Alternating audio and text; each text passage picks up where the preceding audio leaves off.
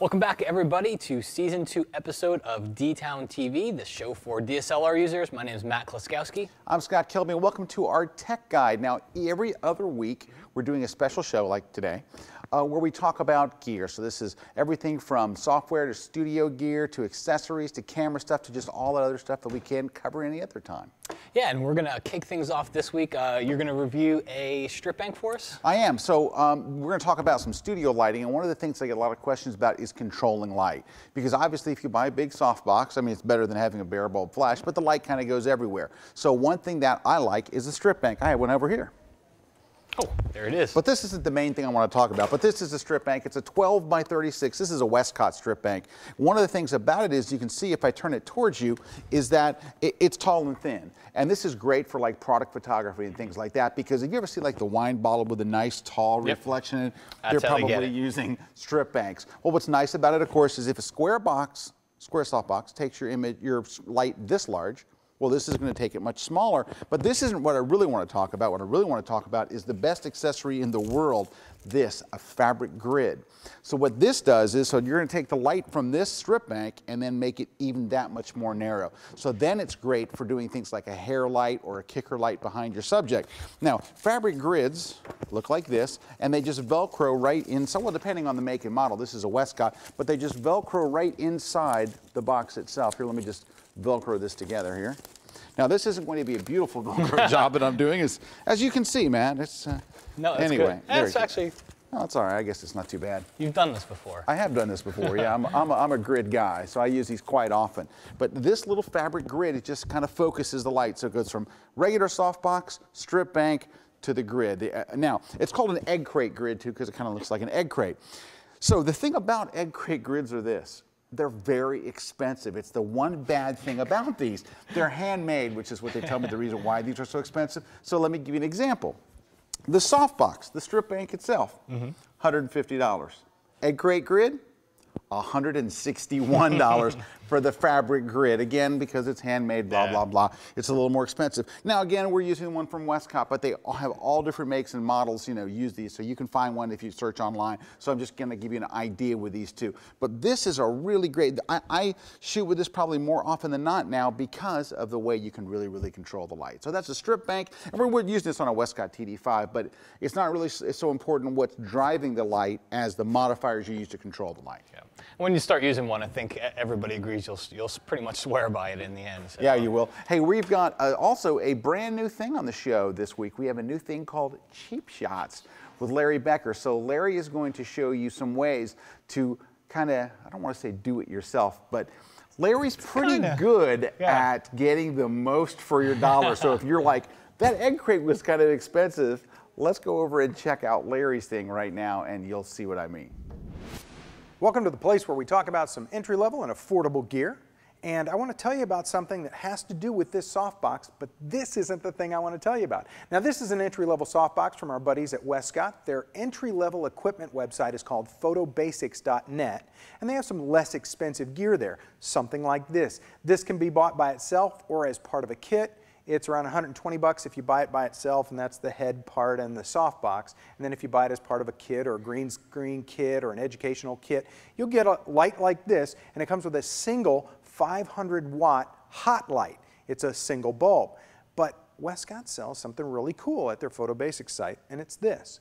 Now, the reason that this is really nice is it's a one-socket into 4-socket adapter. So you can take something like this that normally has that 500-watt hot bulb in it, and you can put in 4 compact daylight adjusted bulbs and get the kind of effect, the kind of softer light that comes from, and cooler light that comes from a spider light. An inexpensive way to have a spider light from the guys at photobasics.net.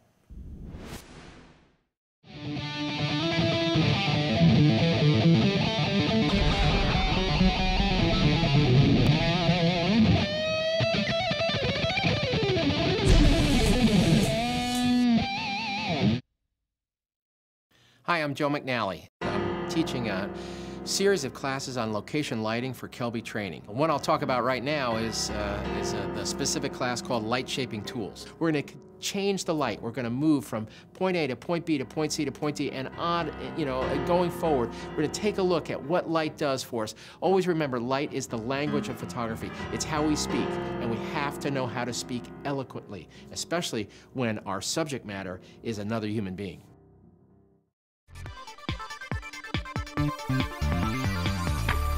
Hey, we are back, and Matt has a look at one of our very favorite Photoshop plugins. All right, so my review this week is actually going to be of a software program. It's a plugin for Photoshop or Lightroom or for Aperture. They make it for all three. It's from Nik Software, and it's called Silver Efex Pro. It's basically a black and white plugin. If you love black and white, this is the only conversion that's really, this is the best conversion, I should say, that's out there. It's but hands down the best one that I've found. So let's kick off into the software here.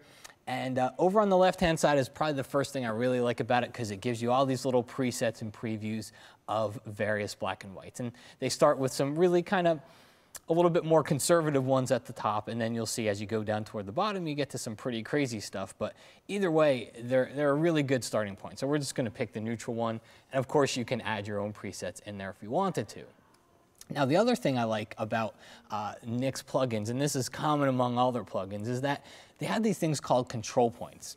So I'm going to drag one onto the arch here, and I'm going to make it a little bit bigger. And you're going to see basically what it does is it keeps you from having to bounce back and forth between the plugin and between Photoshop. If let's say you wanted to just brighten the arch. I dropped the control point on the arch. I'm just going to increase the brightness a little bit here, and you can see it makes that brighter. All right, you will find a little bit of spillover into the areas around it, but not that much. And what's nice about it is it keeps it basically restrained to whatever area or whatever color that you put it on. The other thing that's cool is the structure. Okay, so we've got it down here with the control points as well, but watch what happens when I start to crank that up. All right, it's almost, whoop, it makes the image smaller. No, it's almost, let's bring it back down. Watch what happens when I start to move it up here. And it's like clarity on steroids, okay? If you like clarity in Photoshop and Lightroom, you'll love structure. It adds a lot of contrast and almost the appearance of sharpening.